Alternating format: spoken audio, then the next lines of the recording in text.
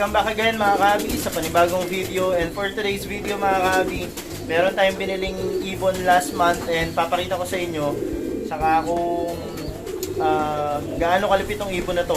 So, let's go!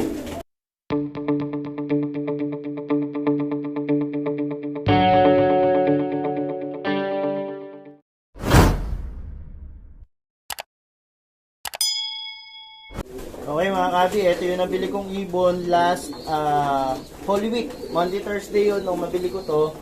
And bali itong ibon na to, kaya ako lang in-acquire. Ang isang dahilan syempre, parang sale for akos kasi to para kay Master kay Sir Boyet Policarpio. Yan, sa mga nakakakilala, bali nagkaroon kasi ng health problem si Sir Boyet Policarpio. Hindi ako nagkakamali is na mild stroke tsaka tinanggalan ng abdo, parang removal yata yun. So yung isang co-fancier natin na napakabuti ng loob, ayan, napakabait, napaka-humble, buting fancier, si Sir Aris Serrano. Bali nag-post siya ng sale for akos. So nagkataon naman na yun nga na nakita natin, tapos nagkaroon tayo ng deal sa kanya. So tayo na lang nag-acquire bilang suporta na rin. At the same time, mas masarap mga kabi kapag bibili kayo ng ibon or mag-acquire kayo ng ibon. Encourage you na mag-acquire sa mga auction for akos or sale for akos. Kasi madalas doon lumilitaw yung mga ace birds tsaka yung mga kumbaga quality birds talaga. At the same time, nakakatulong tayo doon sa mga beneficiary. So tulad nitong isang ibon na to, ganun yung nangyari dito, ganun yung kwento niya.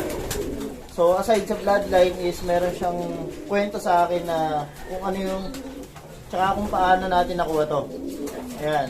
Tapos para sa mga interesado rin mag-acquire ng ibon sa atin, meron tayong dinonate na isang ibon sa Bataan Fanciers Freedom Mall na anak mismo ni Inbred Gwen na natapik natin noong nakaraan nung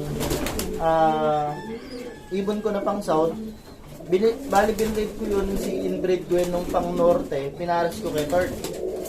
So nagkaroon ako excess na dalawa, and then yung bali dalawang clutch lang yun yung dalawa pang north. Ayan, yung dalawa na yun dapat pang OLR ko, kaso ayun, di ko na in-entry ng OLR. Tapos, ang tawag dito, ayun, pwede kayo mag-bid doon kasi 1,000 lang yata yung starting bid. Pwede na kayong magsimula mag-bid. Tapos, aside doon, meron din akong pinost sa group ng Garahe Philippines Home of Armored Birds na mga ibon. Na naman, bid your bird naman. Para naman yun kay JCTA Loft sa operation niya sa heart surgery. So, if I'm not mistaken, more than 500,000 kasi yung magiging gastos doon. So, hindi birong operation yun. Tsaka co-fancier natin mismo yun.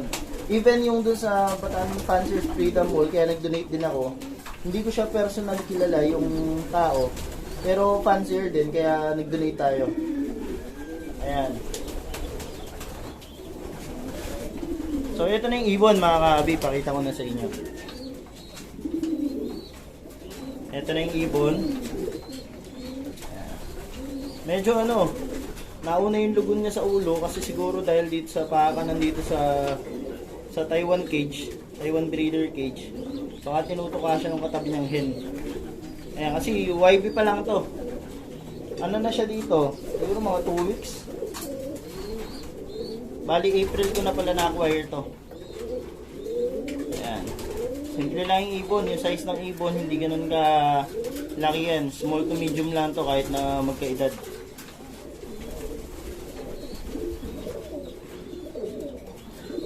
Bali naka-commercial ban siya ng NFS saka ng ano ba itong NFS na to, 2020 pa pala itong NFS nya, saka isang ring ng parang club ring pa yata ito, MTRPC.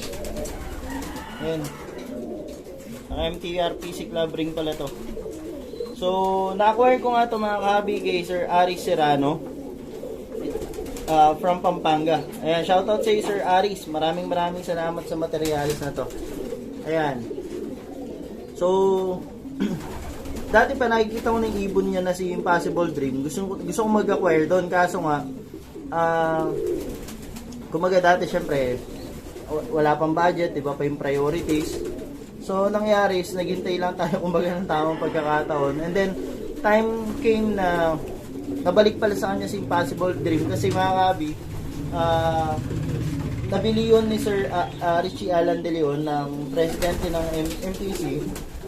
Si Pres Richie, bali nabili yun, and then binayback na lang ni Sir Aris. So upon checking kay Sir Richie, gumawa yung anak nun, bali half-sib nito, si Day Tripper, anak ni Saplungan, tsaka ni Impossible Dream, MacArthur finisher, tapos parang 7th overall yata yun sa, nakalimutan ko anong club eh. Pero yun, maganda yung naging lipad din ng anak nun. Tapos si Day Tripper, alam ko naging magaling na breeder din sa kanya. So bali ito, half-sib niya to.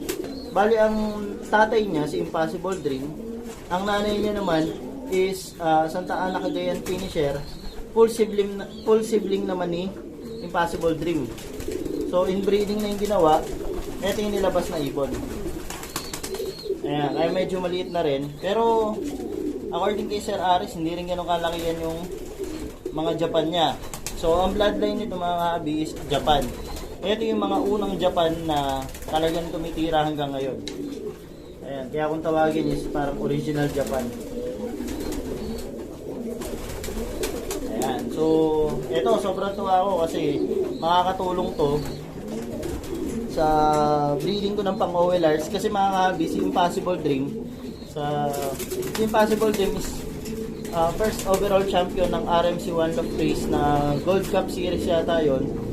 Tapos third siya ng last lap. So lipad lang daw siya, lipad pogi lang. Pero consistent. Ayun yung kagandahan, kaya nakuha niya yung first overall sa RMC. So kasabayan nito, ay ni Impossible Dream na nilipad is yung ibon ni Sir Jerison na si Tic-Tac yata yun. Ay hindi si Tic-Tac. Pero parang ganun, basta yung Cookman din yun ang pagkakalam ko eh. Yun naman yung nag-lap winner nung last lap. Tapos, ang alam ko, nag-third or second overall yata kay Sir Jerison na yun. Ayan. So, ito yung ibon. Simpleng ibon lang to.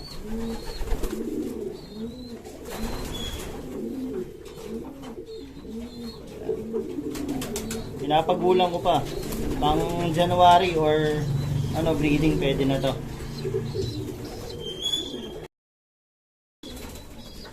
Ayan. So sa ngayon, may plano na ako dito sa ibon na to, kaya pinapagulang ko lang na maayos. Ayan, para mas maganda lalo pag nagkaedad. Magamit natin. Ayan. So, magtataka kayo mga kahabi sa mga nangingi ng ibon. Makikita nyo dito, ang dami ko ng ibon, pero nag-acquire pa din ako. Nag-invest pa rin ako sa ibon. Kasi nakikita ko, kung gusto kong seryosohin talaga ang pagkakarera at gusto kong manalo, masasabi ko siguro wala naman nagkarera dito na ayaw manalo. So, ako talaga gusto kong manalo. Kaya kung ano yung makakatulong para sa breeding ko, para sa pagkakarera namin, is gagawin ko para manalo kami. Except sa Pandaraya, syempre. So, kung gusto mong manalo, ang key talaga is mag-invest tayo, magdagdag tayo materyales. At the same time, ayun, mag-aaral tayo na mag-aaral para sa pag-iipon natin mas ma-improve pa. Huwag tayong hinto. So, ayun nga, hopefully, itong ibon na to, mag-produce din sa atin ng mga winners, kagaya ng lahi niya. Ayan. Muli, Sir Aris Serrano, maraming salamat sa materyales na to.